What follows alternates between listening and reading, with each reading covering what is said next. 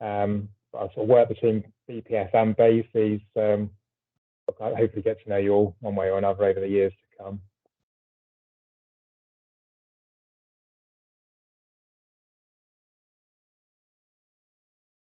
You're muted. Yeah, muted. Apologize for that.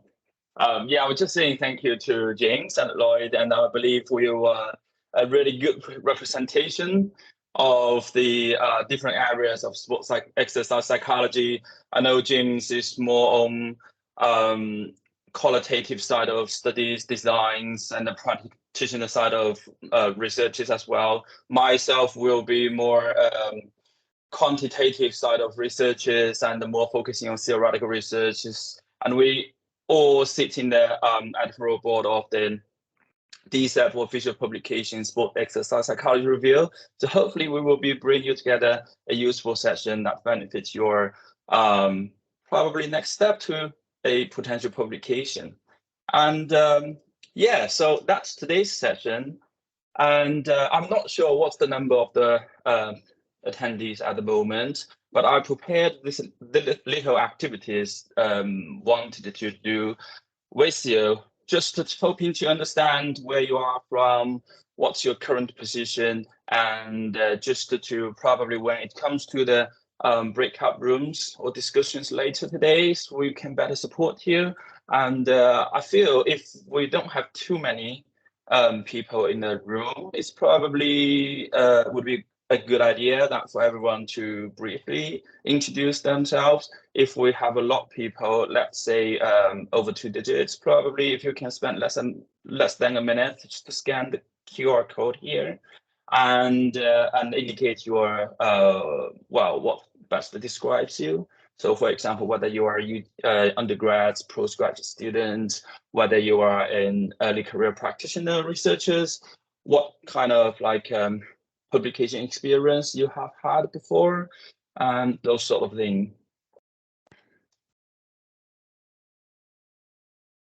And I think we've got enough to actually be able to quickly do it, sort of to go around and get people to introduce, because there's actually, I'd say probably about 9 or 10 if you exclude you, me, and James. That's good. That's good. And is there anyone having problems scanning this QR code? I wonder whether you can click on the link on the slides, but I'm hoping the QR code will be working. If you're struggling, just pop it in the chat as well. Yeah. Let me see if I can do that. I just need to get back to the chat mode. Okay.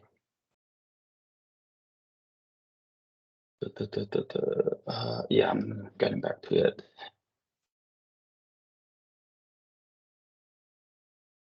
Okay, the link has been posted. I'm hoping you can see that. Oh, brilliant.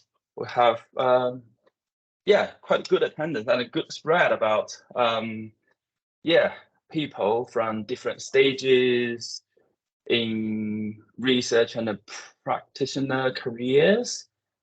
Since we have 5 PhD or professional doctorate students, 3 training sports psychologist practitioner, and 4. Well, that's good numbers. And we have also early career academics. We even have senior academic practitioners and others. I'm not sure what's that others would fall into. But yeah, it's really glad to see we have a range of people attending. And apologize, I couldn't see the participant list now, and I'm not sure who's the senior academic here. And I think it will be really, really valuable if the senior one could be sharing your experience with all of us and the rest of the audience in the discussion room. And yeah, so that's great, and that's crack on. So I'm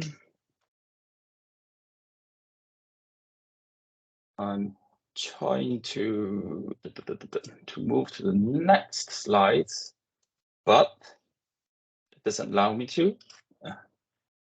And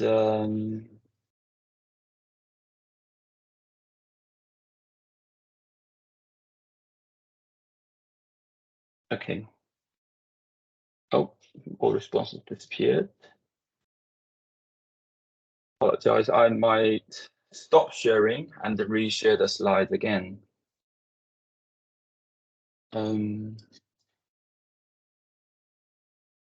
Really sorry, that was unexpected. The PowerPoint doesn't allow me to move on.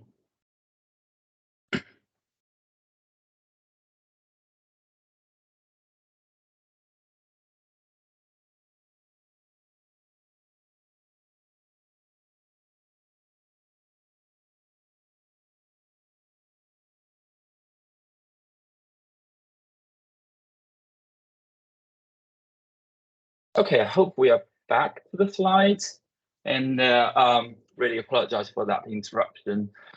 And so, a brief overview of today's session, and we would like to organize it and deliver it in 2 parts. So first part, I will be looking into delivering some really brief guidance around publishing, writing for publication, and especially for those who are newer to these processes, and which then will be leads to our first breakout room discussions. And also before that, Lloyd would be sharing his story and experience regarding writing for publication. And hopefully in the first group discussion, we will be having some chat and the interaction around experience sharing and insight sharing, and also probably to looking into everyone's challenges and to see how we can support each other.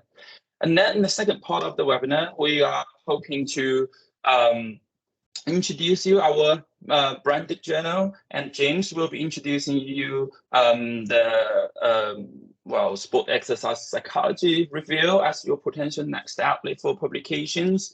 And so which leads to the second discussion part. For example, we will be looking to collect feedback and information, and especially your thoughts and ideas around what you will be expecting on our journals, and what concerns you might be having. And we are here to hopefully to answer your questions and to solve any concerns or provide any support if you wanted to submit to our journal for your next paper. And so I guess everyone here would have a motivation to write something up for publications. And here, I guess the key points is before starting writing for publications, we need to hold a good motivation for doing that. And there were multiple reasons to do that, and people could have their own reasons. Here is just a list of a couple of points I would be looking into. And for examples, if we have particularly looking to new knowledges from our own projects or practices to disseminate or to share with others, it's worth writing up for a publication. And if you are a practitioner, don't feel that you couldn't publish anything in an academic journal. And in fact, you are more than welcome to do so, because sharing practical experiences or implications is also very useful and largely welcomed in academic world as well. And it is also possible that you may be not in a ready position, especially for those undergrad or postgraduate students, to publish a full-length empirical paper.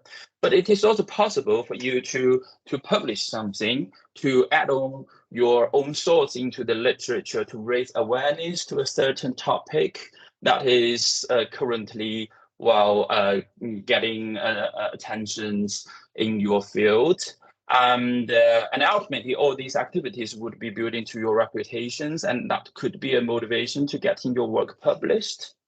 And I would be more than happy to hear more of your motivations and reasons for publications in the group discussion. And once we have had a motivation to publish something and to write up something for potential publications, and I feel it is important for us, especially for those newer to this process, to think about the unique starting point for their works, or the little babies. I would call it babies because it is really something that we grown it, established it, and created it. And then there were a couple of points. Again, I'm not saying this is an exhaustive list of things, of points why we should be publishing or why our works was publishing, but there is a list of a few points. For examples, if we believe our works would have its unique readers, and if we believe our works would demonstrate like interesting points to contribute to the literature or contribute to any contemporary debates or issues in our field, or if we acknowledge that or identified that our work would address some of the gaps in theories or practices in our field, or we believe that we've been doing some great work with rigor methodologies to provide support to a theory or mentioned practice in the literature. So there were lots of reasons and unique selling points.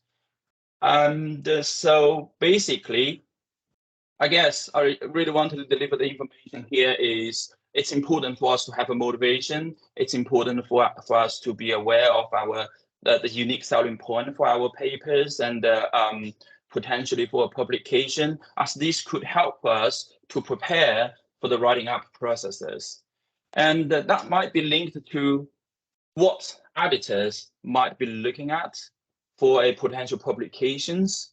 So here, from my own experiences and something which might be agreed, at least between James, Lloyd, and I. So we feel at least editors would be looking at some works which can really fit into the scope of the journal.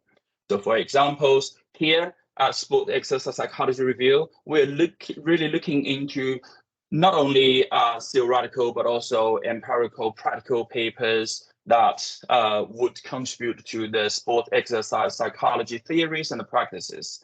James will be giving more information to you about what we will be looking at. And another thing editors would normally looking at is whether your work could be adding value to the literature or to the journal or to the whole field. So that would be linked back to the unique selling point that you have probably identified for your work. And the other thing we will be looking at, particularly important nowadays for academic publications, are whether your work, we believe or not, whether your work could be providing a sustainable leadership. So whether your work in the long term would be contributing and still be welcomed and read by various people, adding contributions, adding values to the literature in the long term, rather than just a short-term impact. And overall, the quality of writing up is really important. And but I believe if there's a fit to the journal's scope, it's value adding, and it would have sustainable readership. The quality of papers should not be a problem. So I'm aware of the time because we only have an hour time. So here I just wanted to briefly go through a process of writing for publication, which could potentially be already known by those who are more experienced in these processes. But I'm hoping this would be helpful for those who are newer to this process, and we can have some discussion around these when we enter the discussion group. So basically, before writing up for publications, there were a couple of things we need to prepare for. And one thing is you may experience like writing, rewriting, revision, and another round of revisions, and receive critiques or whatever feedbacks from your supervisors or collaborators, and all those processes will be and positively contributing to your quality of paper and help you to getting through your publication journey more smoothly. And once you submitted your journal to or your article or manuscript to a journal, then we will be entering a peer review process. Hopefully, the work won't be rejected, and that can take place at some times. But let's say if your work enters peer review processes, it's important that you be appreciative, be patient in waiting or receiving reviewers' comments. At times, there might be some criticizes to your work that might be quite mean or not feeling so comfortable.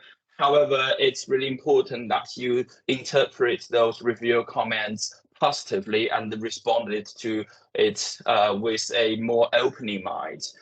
And while you are writing for the peer review, it's also very important that you adjust your revision in response to reviewers' comments point by point or line by line, because this would really add a really good impression to editors and the reviewers when they receive your response letter and the revision. And luckily, if your work is, well, let's say accepted, it doesn't mean an end to the publication processes. You will be asked to do a final proof, and there might be some author's rights or copyright confirmations, declarations, forms to sign up.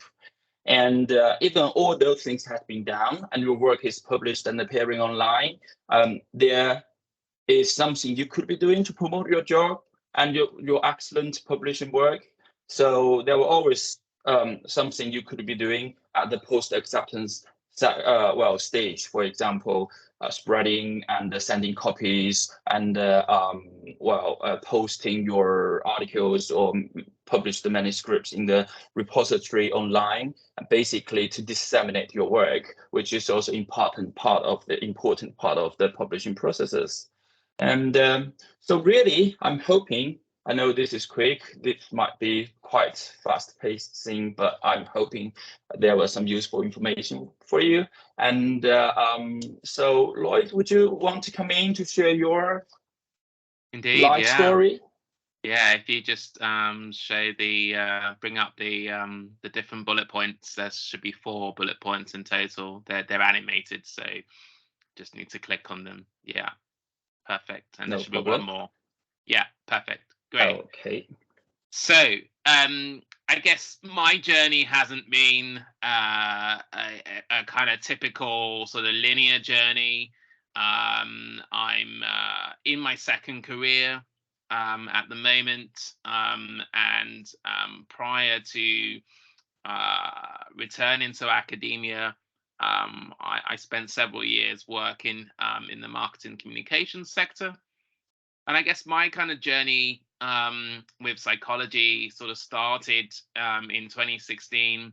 And you can see a picture there on the right-hand side. That's actually Birkbeck College in London, which is where I did my psychology conversion degree before going on to study sports psychology.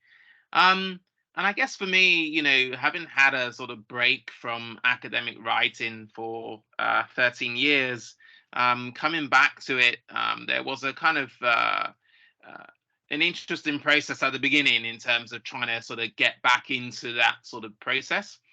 And actually, you know, that has developed over time and continues to develop each day as I continue to practice and write for publication. Next slide, please.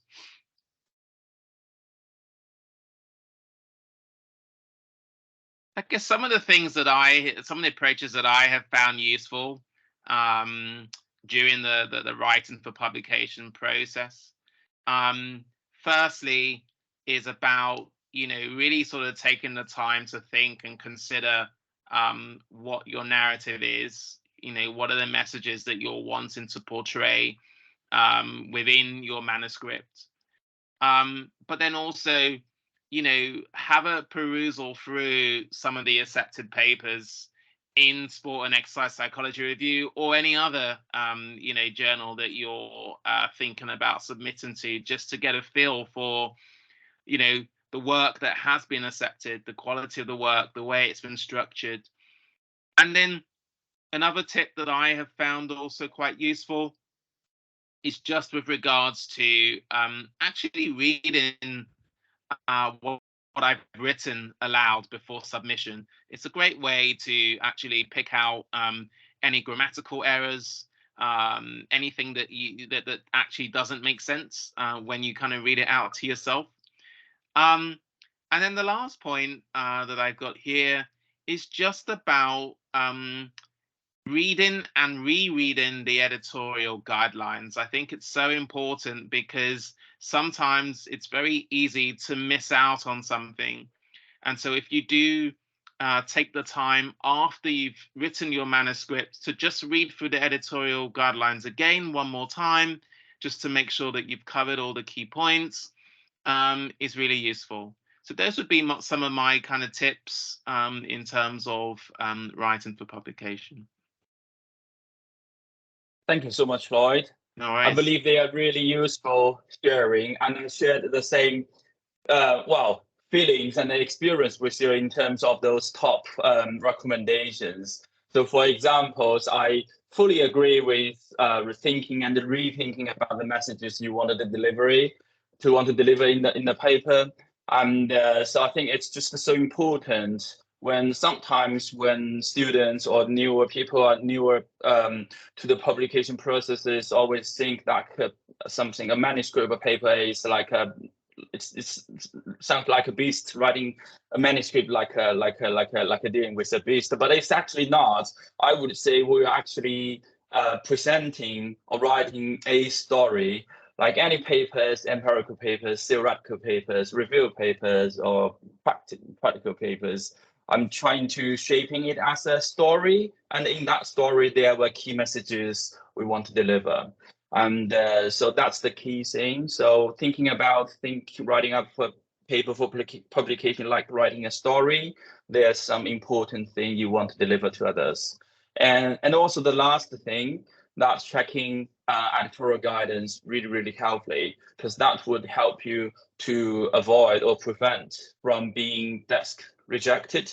When I say desk rejected is at times we unfortunately have to reject some manuscripts sending over to us just because it's not following our journal guidance in formatting, in shaping the various documents required.